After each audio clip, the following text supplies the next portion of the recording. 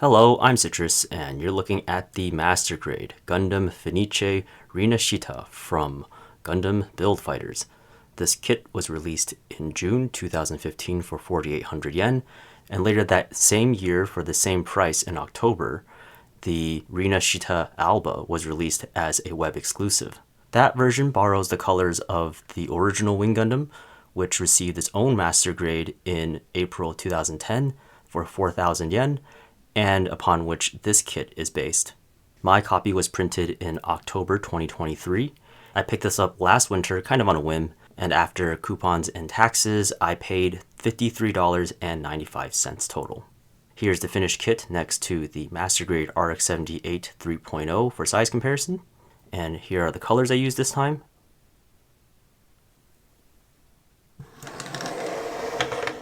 I built this kit about a year ago and I didn't do too much detailing, so I think I spent about 20 or so hours on it. The structure is almost entirely unchanged from the Master Grade Wing Gundam, so all the changes are aesthetic mostly. Most obvious, of course, is the colors, which now has a tricolore thing going on. And aside from that, we have differently shaped shoulders that have thrusters inside. Calf thrusters as well.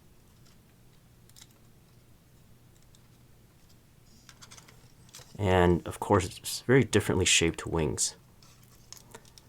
The articulated red section is new, and the wing has a two-stage opening gimmick. Up here, you can also pivot upwards like this, rotate, and tilt forwards just a little bit. The thing about having built this a year ago is that I can tell you how well it has held up in that time. I actually haven't displayed this a ton, so it's been mostly just sitting in the box, but fortunately the joint strength has, well, deteriorated rather quickly regardless. The worst offenders are probably the legs, which if they're not bearing the weight of the kit, they can kind of hold the position just fine. But there's a decent amount of weight to them. And one of the frustrating things is if you try to do any kind of wide ground pose, you can get it balanced in the first place, like this. Trying to make fine adjustments to where the feet are from the feet often causes the kit to topple backwards, as you can see it's kind of wanting to do right now. That's not helped, of course, by the weight of the wings, but the point of weakness is really in the knees and the hips. On the back here, you can kind of see some white stress marks happening right there.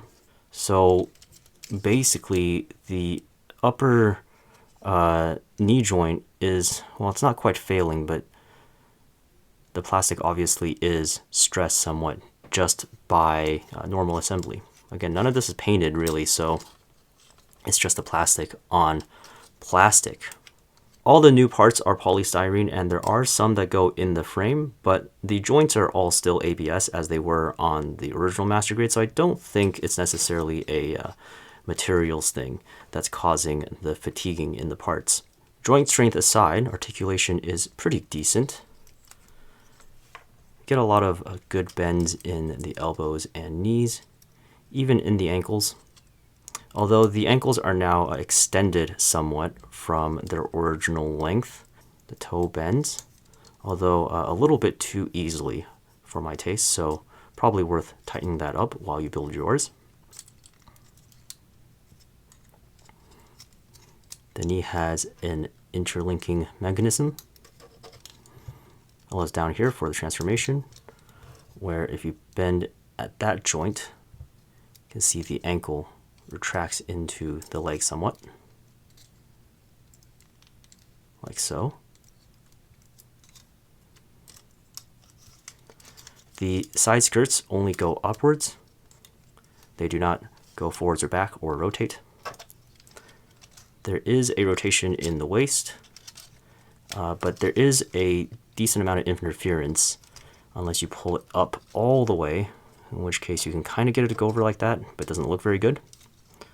And if the skirt armor is all the way up, let's say if you have the leg in a kick, that will also obstruct the waist as well.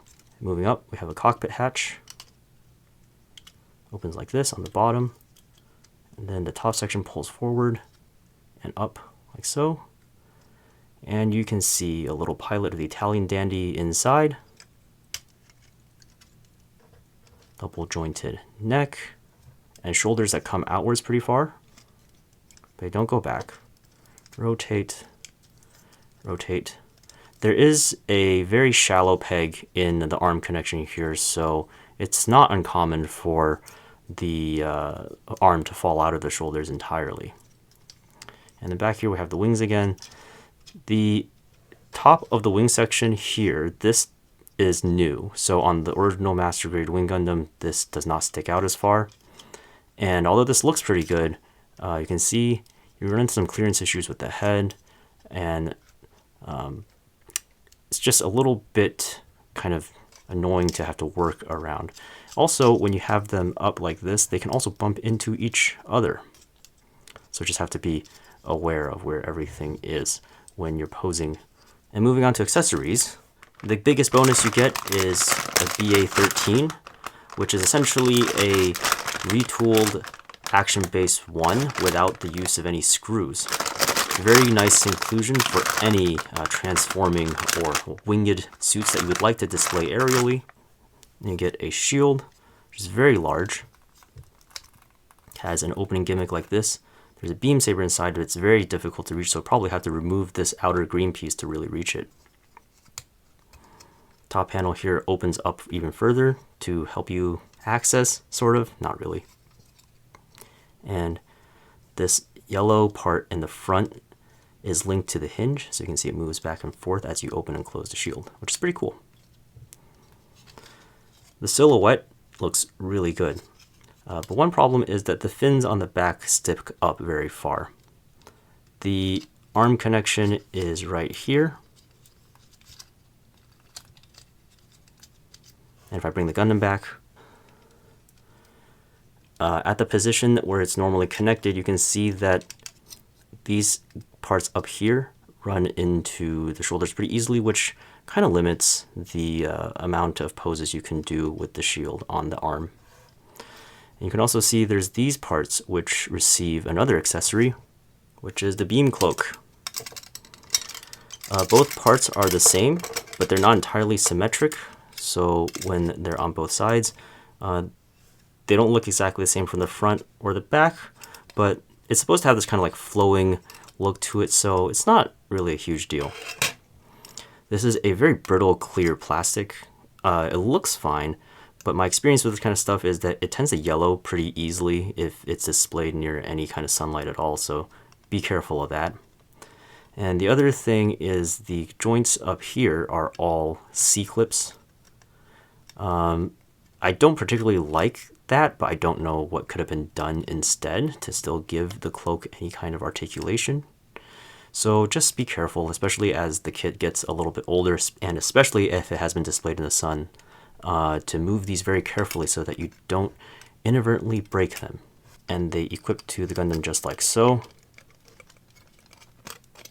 There's a solid click at the top so that you know they're fully in place.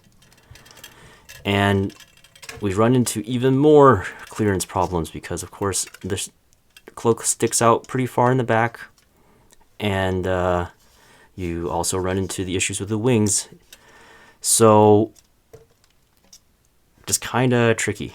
You can kind of like flow it out really far,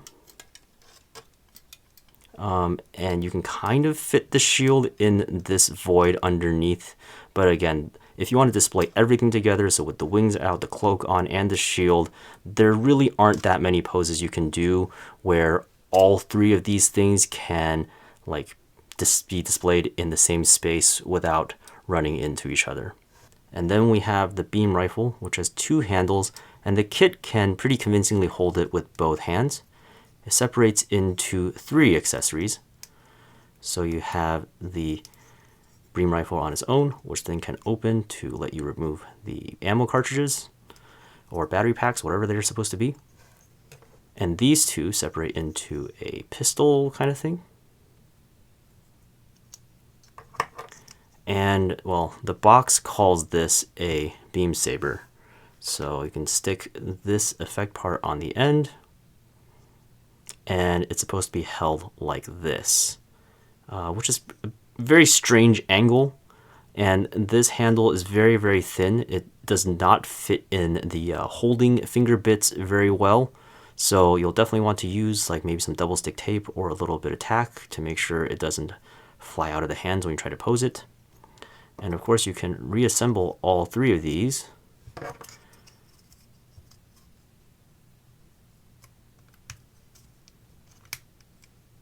And the beam effect also functions as a bayonet, which is pretty cool. Other than that, you have some standard fare like finger bits, action-based adapter, and so on. And of course, this is a transforming Gundam. I won't show you the process because it's trivially easy, but it turns into basically the bird mode thing. It looks good from the top, as typical of this type of design, but on the bottom, it is just a Gundam kind of laying with its arms to its sides. So altogether, it's a pretty good value, I would say, at least. 800 yen extra on top of the original kit, and you get some pretty cool bonus accessories and a whole display base. And not one of those chintzy ones where it's just a post on top of a dish, but it's a whole posable, functional display stand. The build itself is also pretty straightforward and intuitive, at least from what I can remember of it, so it's not going to be anything that's going to throw you too many curveballs or really drive you up the wall with how insanely fiddly it is to assemble. Good for beginners and intermediate builders alike. My only problem with it, aside from the lack of joint strength, which is also mostly negated if you just display this on a stand, is the fact that the proportions just seem a little bit off. This is one of the rare situations where I think the Master Grade is actually not the best representation of the design. I think the high grade of the Fenice Rinascita has a little bit better visual balance, especially in the chest. For some reason on this one, from some angles, the blockiness of the chest makes the head look really small. It's something that on the original Master Grade Gundam, because all of the vents and stuff on the top are round, the shapes play with the perspectives and angles that you look at it from a little bit better. As for something that I picked up without too much deliberation, I'm pretty happy with my experience with it. So that's all for this review. Thank you for watching, and I'll see you next time.